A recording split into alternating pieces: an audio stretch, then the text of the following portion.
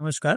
मी वैद्य निलेश सुरेश सोने. किस्से ओपडीचे या सदरामध्ये आपलं स्वागत आहे. माझ्याकडे एक आजोबा आले. त्यांना रात्री वारंवार लघवीला जावं लागतं. डायबिटीज नाही, ब्लड प्रेशर नाही. मी औषध दिली. सामान्यतः प्रोस्टेट ग्लँड अष्टीला ग्रंथीला सूज आल्या वारंवार रात्री लघवीला जावं लागू शकतो. पण काका सेकंड फॉलोअपला आले. त्यांनी सांगितलं, डॉक्टर 5 दिवस खूप चांगलं वाटलं, 2 दिवस त्रास झाला, आता गावाला जायचं, काय करावं? त्यावेळेस त्यांचा बीपी चेक केला. थोडा बीपी वाढलेला होता. म्हटलं, काका या गोष्टीला जरा गांभीर्याने घ्या. काका बोलले, आता गावी जाऊन येतो, तुम्ही 7 दिवसाचे औषध द्या. मग 7 दिवसाचे औषध दिल्यानंतर त्यांना बरं वाटलं. एक दिवस पुन्हा त्रास झाला. मी काकांना बोललो, काका आपण जर सोनोग्राफी करून ब्लड रिपोर्ट करून घेऊया, जेणेकरून आपल्याला एक ग्रंथीचं वजन कळेल. साधारण प्रोस्टेट ग्लँड 20 ग्रॅमची तरुण वयामध्ये पुरुषांमध्ये असते. 50 नंतर ती 40 ग्रॅम होऊ शकते. आणि काही आजारांना बेनाइन प्रोस्टायटिस असेल किंवा मॅलिग्नंट असेल तर तिचा वजन 100 ग्रॅम पेक्षा पण जास्त होऊ शकतो. आम्ही जेव्हा त्यांची सोनोग्राफी केली त्यावेळेस आपल्याला दिसून आलं 100 ग्रॅम पेक्षा जास्त प्रोस्टेट ग्लँडची सूज वाढलेली होती. मग मी लगेच ब्लड टेस्ट सांगितल्या, सीबीसी आणि Serum creatine PSA. Serum creatine हे 2.9 आलं, त्याची नॉर्मल व्हॅल्यू 1.2 असते, थोडंसं वाढलेलं सापड.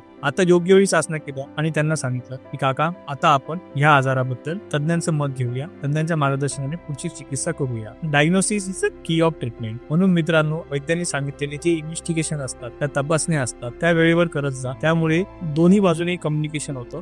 धन्यवाद.